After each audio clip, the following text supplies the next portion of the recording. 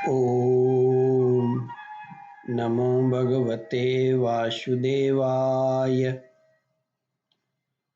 श्रद्धालु भक्तों, श्रीमद् भागवत महापुराण के चतुर्थ स्कंद के 21वें अध्याय के अंतर्गत महाराज पृथु का अपनी प्रजा को उपदेश का वर्णन है। इसके पूर्व जहाँ तक आप कथा श्रवण कर चुके हैं उसके आगे का प्रस्तुतिकरण करता हूँ। राजा पृथु ने कहा, सभ्यगण, जिस प्रकार स्वच्छ दर्पण में प्रतिबिंब का भान होता है, उसी प्रकार जिससे इस संपूर्ण प्रपंच का ठीक ठीक ज्ञान होता है, उस नित्य शुद्ध और सनातन ब्रह्म वेद को, जो परमार्थ तत्व की उपलब्धि के लिए श्रद्धा, तप, मंगलमय आचरण, स्वाध्याय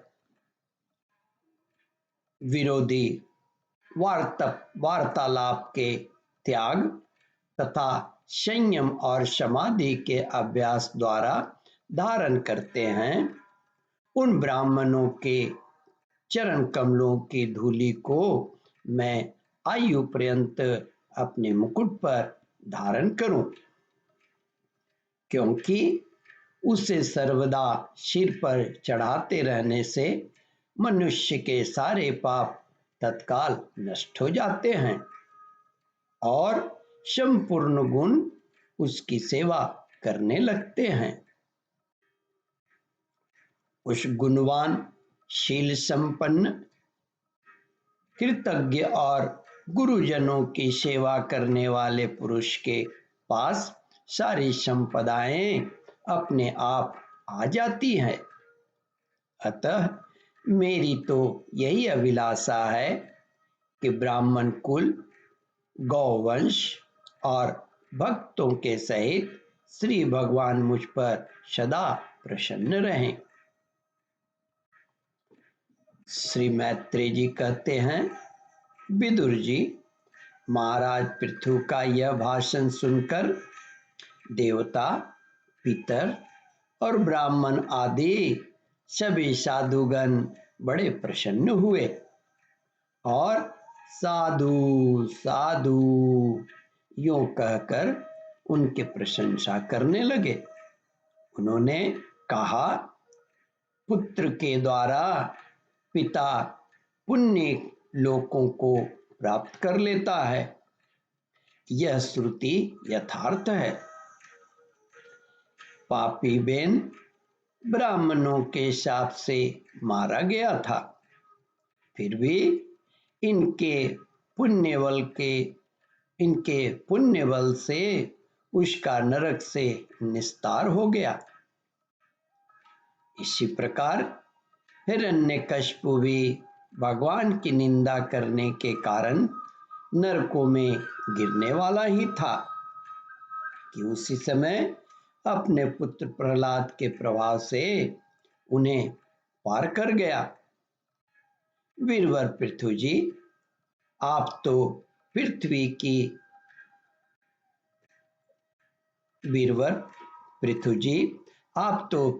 के पिता ही हैं और सब लोकों के एकमात्र स्वामी श्री हरि में ही आपकी ऐसी अविचल भक्ति है, इसलिए आप अनंत वर्षों तक जीवित रहें। आपका सुयश बड़ा पवित्र है। आप उदार कीर्ति ब्रह्मण्य देव श्री हरि की कथाओं का प्रचार करते हैं।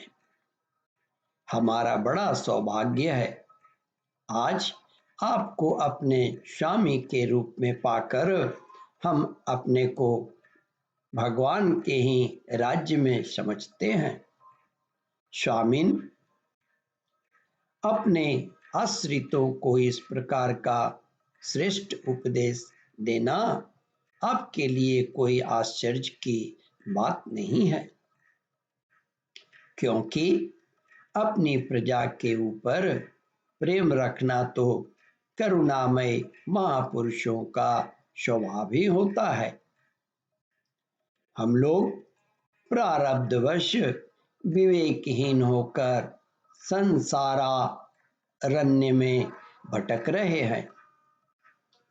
सो प्रभु, आज आपने हमें इस अज्ञानांधकार के पार पहुंचा दिया।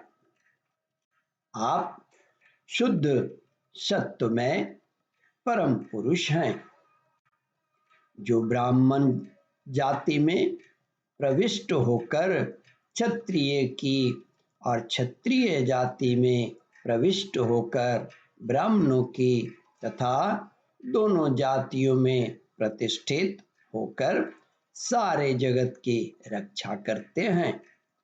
हमारा आपको नमस्कार है।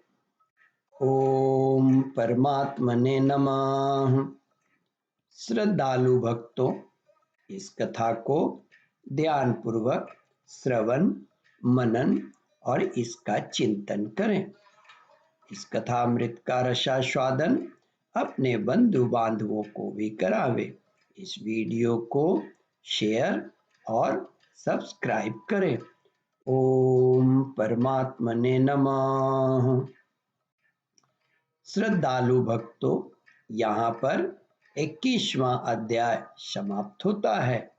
इसके आगे 22वां अध्याय प्रारंभ करूंगा। ओम नमो भगवते वासुदेवाय।